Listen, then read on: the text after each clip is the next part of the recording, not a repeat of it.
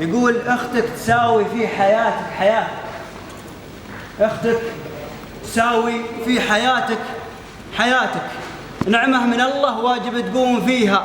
ربك وهبها لك هدية لذاتك ووصاك في القرآن تحسن إليها. هي اللي تتعب لأجل تكسب رضاتك وتسهر لياليها لراحة أخيها. هي اللي تتحمل قساك وخطاتك يا شف عين ما سواك يعنيها. تقدر تعوض كل شيء في حياتك إلا أختك اللي ما حد يعتليها. أختك هي أمك، أختك أقرب بنات، وأنت لها من بعد أبيها. أبى أسألك يا اللي تناسى أخواتك، وش عذرك اللي يمنعك ما تجيها؟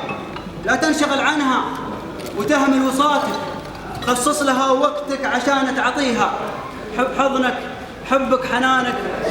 أبى أسألك يا اللي تناسى أخواتك، وش عذرك اللي يمنعك ما تجيها؟ لا تنشغل عنها وتهمل وصاتك، خصص لها وقتك عشان تعطيها حضنك حنانك ضحكتك تضحياتك.